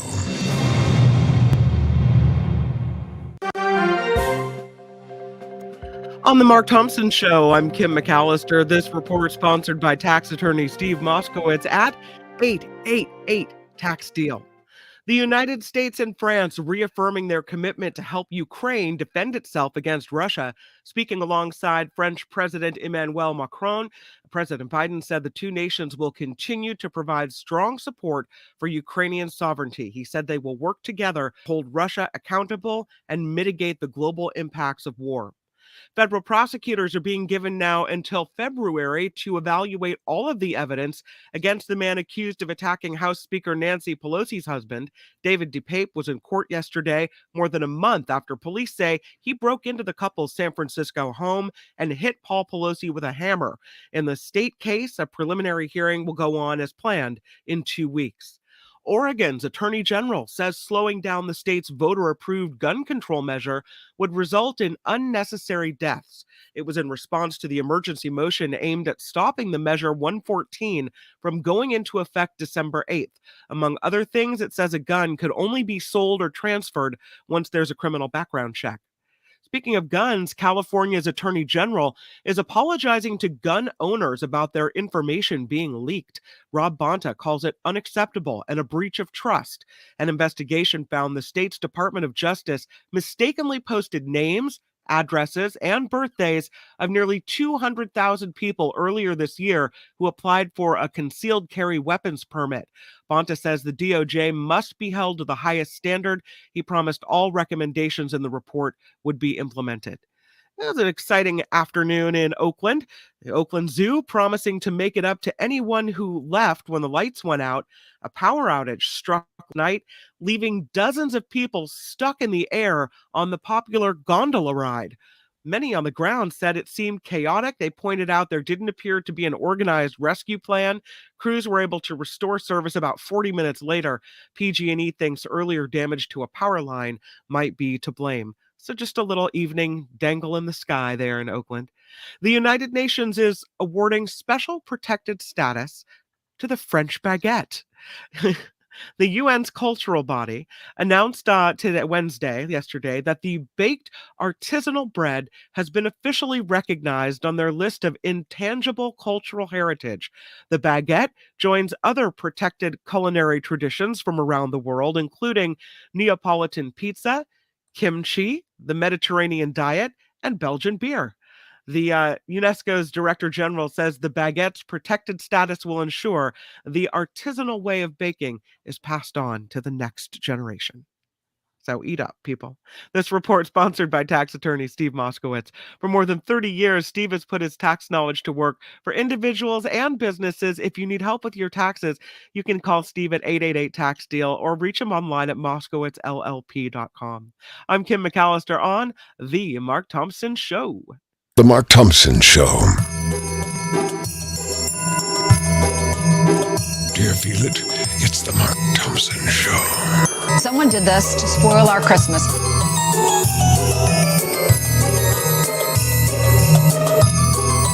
It was obviously a mistake, and in hindsight, I wouldn't have done it. You are high as a kite. I'm ready for a new adventure.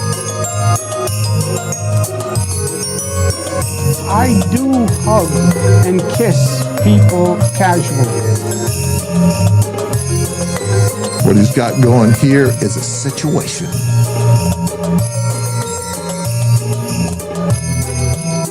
You can buy a Movado watch in Sam's. No. We have processes and protocols and standards.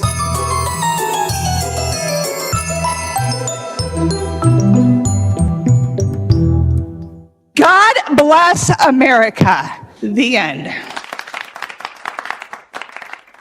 And what up on this Thursday? Great to have everybody in the show. We are live every day here, Monday through Friday, from 10 a.m. to noon Pacific time. It's so cool that you've been part of things. Those of you who got in early, we came over as refugees from the old radio station.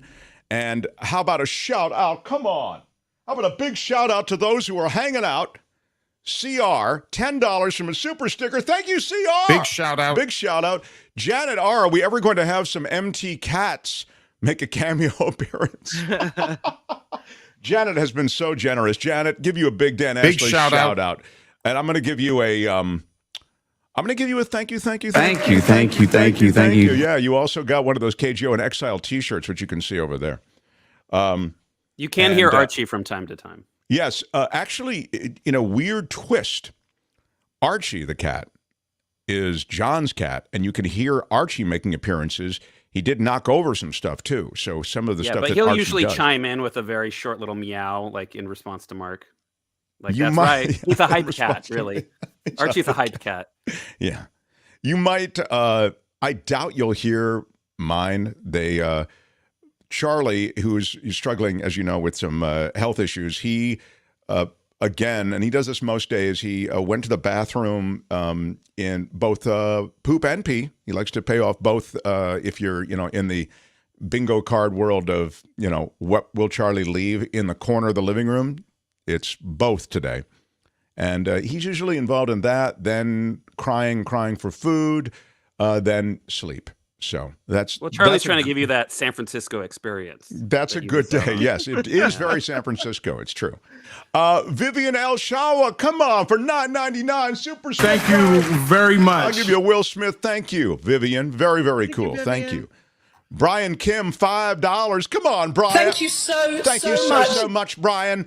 Brian, we appreciate you. Joe Buck says the Iron Rod promo will never go away. It'll be like the stores we have in New York that have been going out of business for years. It is true. If you go, those stores on Times Square, they've been going out of business forever. The Iron Rod, which is what you at checkout put in to get the 15% discount on Mark merch at getmarkmerch.com. It is in effect today. Also, I just got the text saying, yes, it will still be honored today. So Smash it with your iron rod. the like you hit on, and it costs you nothing just to hit the thumbs up, even if you're watching in replay, please hit us with a like. But if you go to the Mark merch site, enter Iron Rod at checkout for 15% off. So, aren't meth head monks opening for Jane's Addiction and Hookers and Blow at the Fillmore? I think that's right. It is a great band name, Meth Head Monks. But let's get to the story of They the Meth Head usually Monks. play in the Tenderloin, though. Yeah, it's a well, you got to start somewhere, Yeah. Where is my Meth Head Monk story? I had it, and then it was the story. I think Kim found the story originally. Isn't that right, Kim? No, I did. But right? I'm sorry. Well, anyway, thank you, John. It's fantastic. I'll take the credit, though. Yeah. Give me all the credit. How would you handle this? Well, we could try ignoring it. No, Jim I is think the we star don't of the ignore it. show. Yeah. Anyway, John found this story. It's totally wild, and it is, I think, the story of the day. Thai monks have been so addled by drugs, meth specifically, that they're all going to rehab. And when I say all of them, including the abbot. So literally, there is no one there to handle this congregation of these Buddhists who want to worship. They need a monk. And all the monks are in rehab.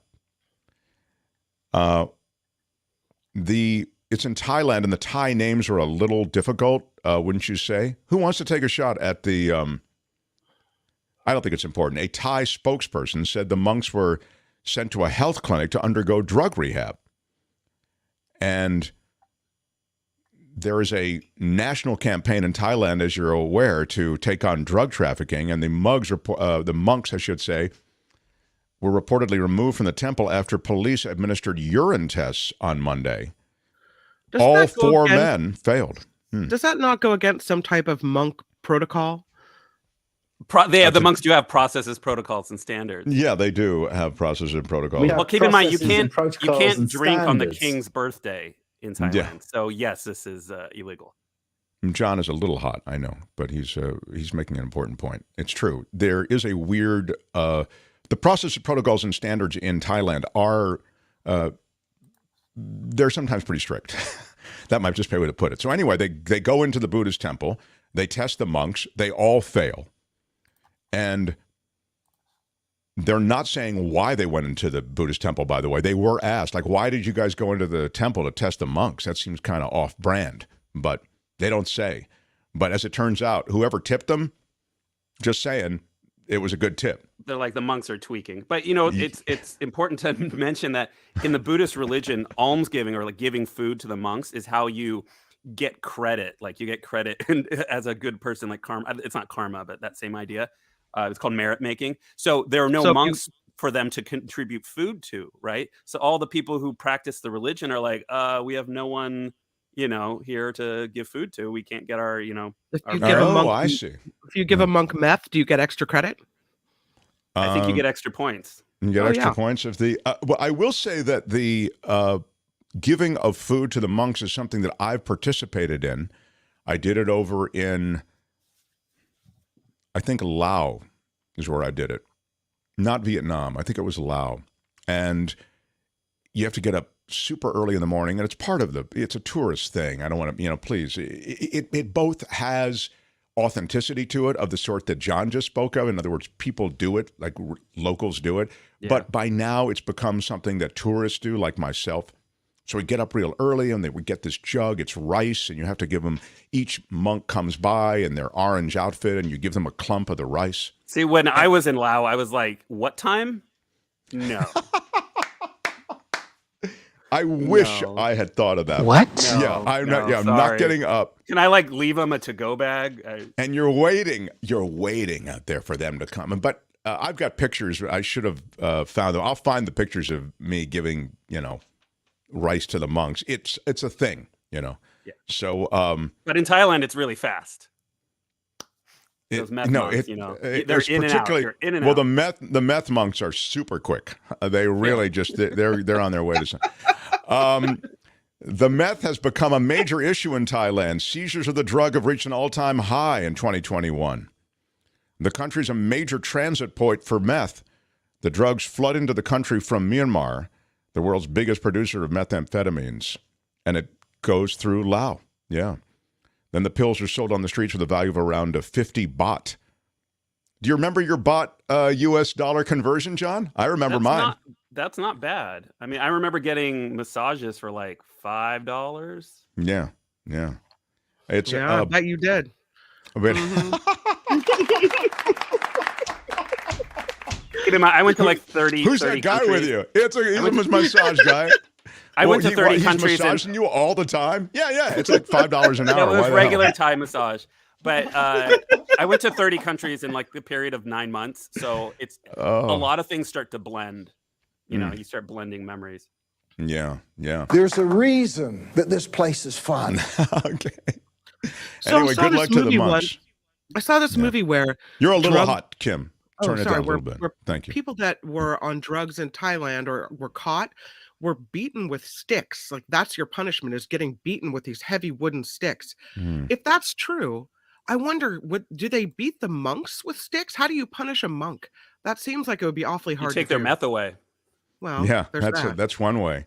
I think there is eternal damnation. That's kind of one way to be punished. I don't know if there's anything in this life for them, though. You know, you ask a good question. So we have two significant questions that have emerged today on the show, and I'm wondering if anybody remembers what they are.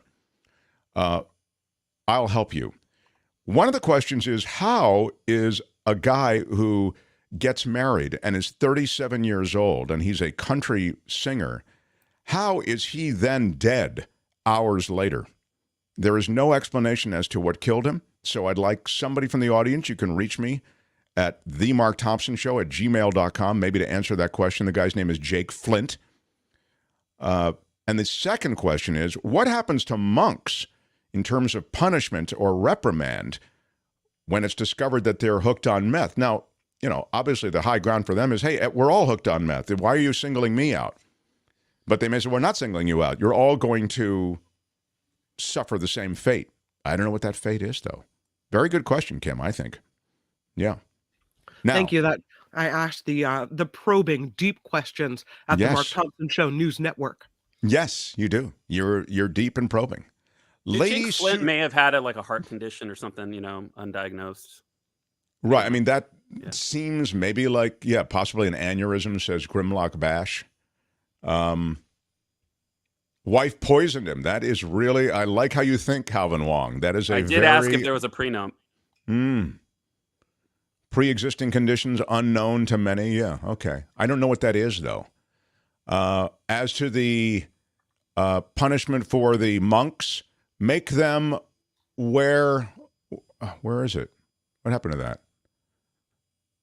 That was funny. Now it's not funny because I've looked for it for so long. What happened? Did I? No, here it is. That's make them wear clothes from the Gap.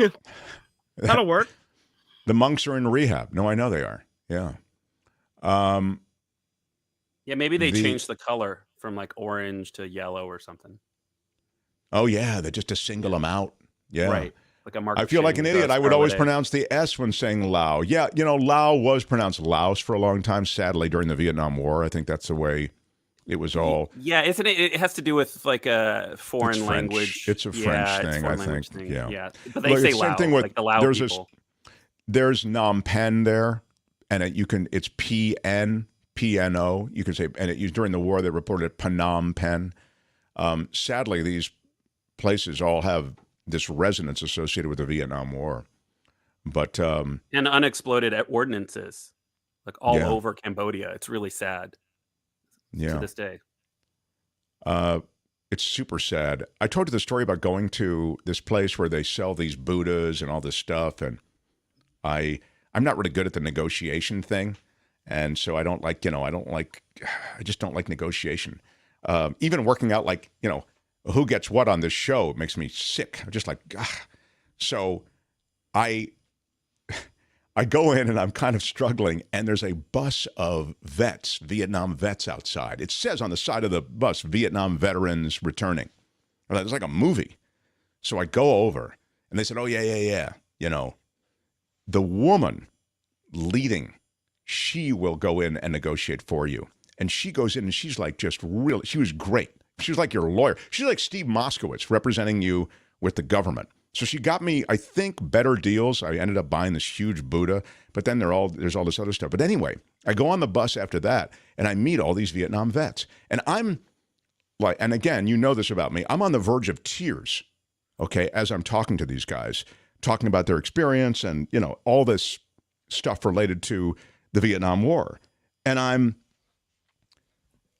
saying it's so powerful to meet you guys. You've been through so much, and for you to be coming back. And I just, can't tell you all the ways that, I've read so much about the Vietnam War. I know what you endured, and I'm not going to cry. I'm not going to cry. Right. And they said, dude, we're kind of over it. It's not a problem. There are two guys here you may want to talk to. They're more in your camp, where they're really emotional about it. But most of us are, we kind of dealt with it.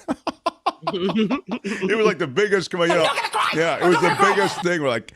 I was so, it was significant for me and not significant for them. It was pretty funny. So, what about this lady, Susie Hussey? Oh, Hussey. Yeah, I mean, just the name alone.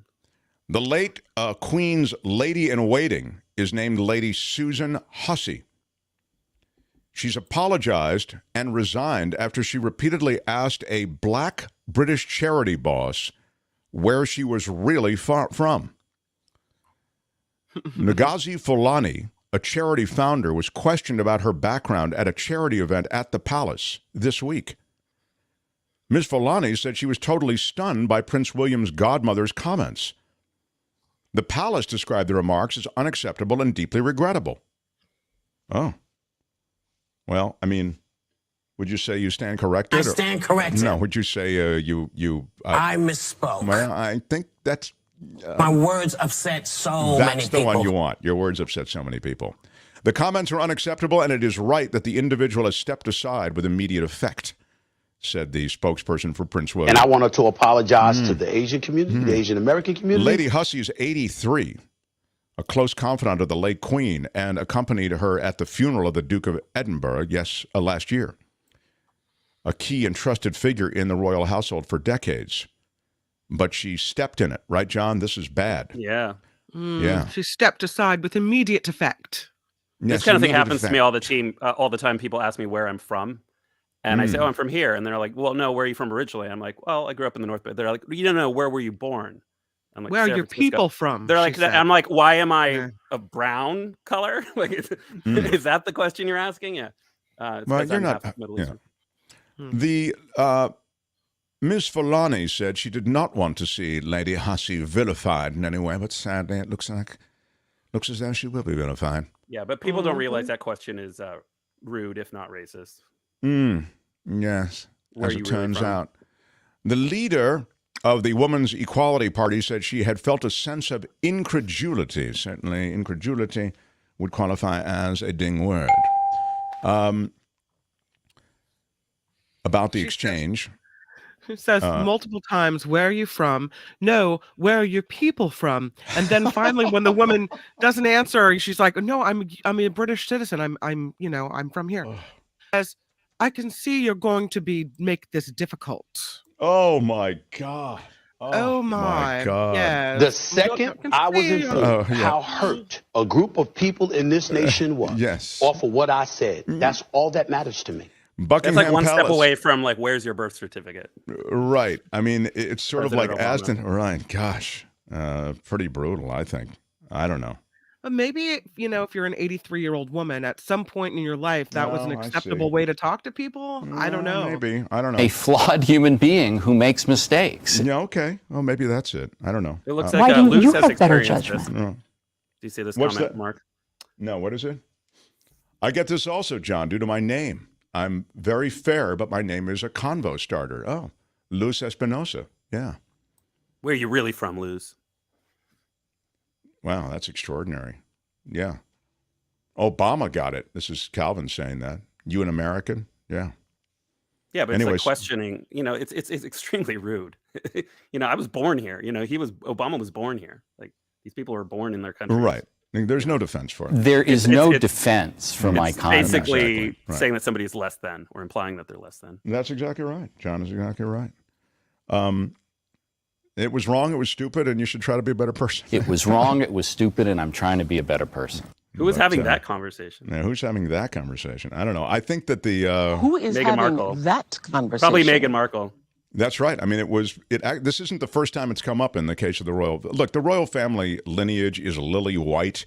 It's all crazy to me anyway. I mean, there is an unquestionable racism that's woven right into this whole royal lineage thing, right? I mean, it's a blue blood world. The whole idea that, oh, well, your royalty because you're directly related to this other purebred royal, right? I mean, by definition, it's racist or some kind of bigoted thing, right? To be evaluating people based on the purity of their blood. Am I wrong? So, no. Yeah. Anyway, but in front of 300 guests, and in this way, it was a reception at Buckingham Palace, really a bit bizarre, and it certainly violates the. Processes, protocols, and standards. We have processes and protocols and standards. Yes. So, well, I'm delighted that we've had this time together, actually. John, I don't think I have time for anything else. I'd love to quickly... That's on brand. Yeah. I was planning on pairing the Monk meth story with the San Mateo meth story. Do I have time for that? Yeah. Oh, why not? I love Peninsula meth is probably my favorite meth, and there was a huge bust on the peninsula in San Mateo. And a judge sentenced the San Mateo man allegedly set up a drug deal while on pretrial release, which is a very big move. It's a wild idea, honestly, but it's a wild idea. It didn't work out, though. Did not. It's multitasking. Mad prop. A San Mateo man who was rearrested on drug charges while on pretrial release. Well, you got to make a living while you're out there. Am I right? I mean, you got to. It's a wild idea. Yeah, exactly. Juan Carlos Hernandez Ruiz, sentenced by U.S. District Court Judge William Orrick back in late July. He pleaded guilty to a methamphetamine distribution charge last December. He was then arrested in 2019 after he was caught transporting 35 pounds of meth and 2 pounds of heroin in his car. That's What? a lot. That's a lot. He was en route to Northern California from L.A., granted pretrial release, and sent home with an ankle monitor. But according to federal authorities, he continued to set up drug deals. I mean, hey, dealers got a deal, right? Players got to play. Am I right? Right. In May, Hernandez Ruiz allegedly sent his drug dealer to a prearranged methamphetamine deal in East Palo Alto, but apparently didn't realize the people he arranged to sell his drugs to were confidential informants for the DEA. Oh, You just don't get it, do you? You don't get it. How many times do we have to bust you before you're going to figure this out? He was subsequently arrested and hit with federal charges 10 days later. So prosecutors asked for a 10-year prison term. They said that he should have been, given the wake-up call after the first arrest. The second time around, come on. So we will see what happens. But he was released on his, house arrest, and he had to go do his jam. So that was that. As we finish up, it's our big finish. Let me. The Mark Thompson Show.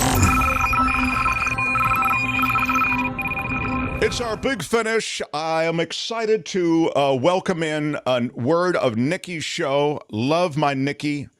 She does a really cool show, and I want you to go over to the Nikki Maduro channel to watch it. And what does she have on the show today, Kim? Do you know, or we have some good things on the show today, but I'm not exactly sure what. So we'll all be surprised and find out together at thenickymaduroshow.com. You could talk about the rain and how it pummeled the North Bay. Ooh, it Yes. pummeled. It And came the South Bay. screaming in. What I do want to tell you, though, before we go, is Yes. that there was a flood advisory in effect for San Francisco and the peninsula for much of this morning. It looks like we are seeing minor flooding, so nothing big at this point, but it's something that we're watching on the Mark Thompson Show News Network. Well, thank you for that, and I like a little weather on the way out. Jackie Walker says $5.99 for the Ron Owens drop, Mark. Jackie, thank you. Thank you so much. I give you a big thank you so much. And JR, fabulous producer John Daly needs a meow drop. He does. He needs something. I agree with you on that. So we'll work on that. That's just a general statement. Yeah, it is just a general. That's just I think a you need note from the something. network. Yeah. But before you worry, we all need something, John. So please don't be at all shocked by that news. Yes. I need a Movado watch. Need a Movado watch. You can get a Movado watch in Sam. You can buy a Movado watch in Sam. Now let me kick down the door to all my cheap Let me brothers. kick down the door and talk to my cheap sons and daughters. Well, we've had a lot of apologies today on this show. Not from us, but from others who needed to surrender some apologies. Super tides causing the flooding, says Mackay. I want to say thank you for smashing the like button. Smash it like a boss. If you're watching in replay, Smash it with your iron rod. hit us with a like. You can also hit it with a comment. We will read the comments, try to respond. John's really good about it. I'm pretty good about it, too. And Kim even jumps in on the comments, too. So all of that. I think we've all learned a little something about each other today, and it's all good stuff. Yeah, it is. It is. Let's meet here tomorrow. I'm Shadow Stevens for the Mark Thompson Show. Bye-bye. I wish we had more time, but we don't. All right, bye-bye. Until tomorrow. Bye-bye.